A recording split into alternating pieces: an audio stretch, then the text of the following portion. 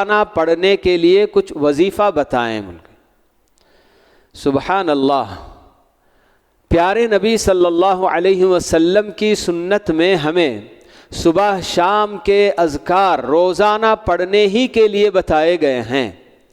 ان سے ہٹ کر کوئی عام آدمی کیا وظیفہ بتا سکتا ہے؟ پیارے نبی صلی اللہ علیہ وسلم جن اذکار اور دعاؤں کی پابندی کیا کرتے تھے اسی میں خیر ہے، ہر طرح کا خیر ہے. اس سے بڑھ کر کوئی آدمی کچھ بھی نہیں بتا سکتا ہے. اللہ کے نبی صلی اللہ علیہ وسلم نے اپنی امت کے لیے ہر وہ خیر بتا دیا جس میں امت کے لیے خیر ہو.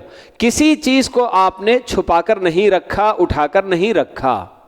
تو اس لیے پیارے نبی صلی اللہ علیہ وسلم کی بتائی ہوئی صبح شام کی دعائیں، اذکار، ان کو سیکھ کر ان پر بندہ پابندی کرے تو اسی میں ہر طرح کا خیر ہے. کوئی بھی آدمی پیارے نبی صلی اللہ علیہ وسلم سے بڑھ کر کوئی وظیفہ ایسا نہیں بتا سکتا کہ جس سے اس کو اور زیادہ فائدہ ہو سکتا ہو. ویسے بھی پیارے نبی صلی اللہ علیہ وسلم نے ہمیں خاص وظیفہ بھی بتایا کہ لا الہ الا اللہ وحدہ لا شریک لہ لہ الملک و لہ الحمد وہو علی کل شیء قدیر.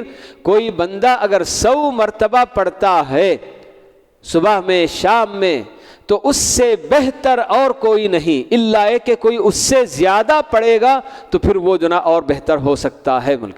تو ایسے پیارے نبی صلی اللہ علیہ وسلم کی بتائی ہوئی دعاؤں میں، اذکار میں ہمارے اپنے لیے بالکل کفایہ ہے، وہی ہمارے لیے کافی ہے.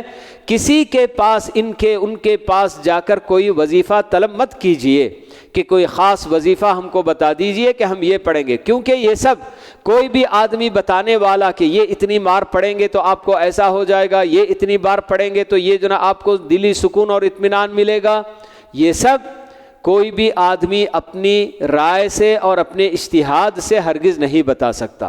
اس کا مصدر صرف اور صرف اللہ کے نبی صلی اللہ علیہ وسلم ہے کہ آپ اگر بتا دیے کہ یہ پڑھنے کا یہ فائدہ ہے تو بس اس پر ہمارا ایمان ہونا چاہیے.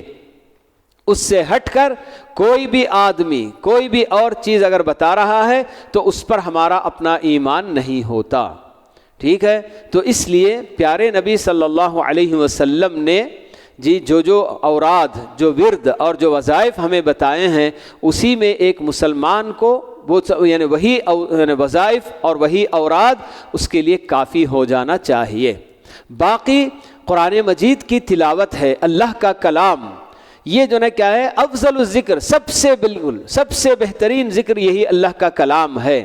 تو کوئی بندہ اگر صبح شام اللہ کے اس کلام کو پابندی کے ساتھ تلاوت کرتا رہے تو اس کے اپنے گھر میں، اس کے اپنے ہر کام میں انشاءاللہ خیر و برکت ہوں گی انشاءاللہ. تو اس لیے یہ جو نا کیا ہے روزانہ پڑھنے کے لیے ہماری طرف سے کوئی وظیفہ مقرر نہیں کرنا چاہیے. بس اللہ کے نبی صلی اللہ علیہ وسلم جس کی پابندی کرتے رہے اس کا ہم کو اہتمام کرنا ہے، اور پابندی کے ساتھ جو چیز پڑھنی ہے تو وہ اللہ کا کلام ہے، مکمل قرآن. بہت سارے لوگ ایسے بھی ہوتے ہیں کہ کچھ خاص صورتیں ہمیشہ پڑھنے کے عادی ہوتے ہیں، بس وہی پڑھ کر اکتفا کر لیتے ہیں، باقی قرآن ہی نہیں پڑھتے ہیں. یہ بھی غلط بات ہے، ایسے نہیں ہونا چاہیے. اللہ کا پورا کلام اپنی جگہ پر بالکل جو نا کہ محترم ہے، ہمارے اپنے نزدیک ہر ایک کا جو نا بالکل وہی مقام ہونا چاہیے. تو اس لیے اللہ کے کلام کو پابندی کے ساتھ پڑھ کر مہینے میں 2 مہینے میں اسے ختم کرنے کی کوشش کریں، یہ زیادہ بہتر ہوگا.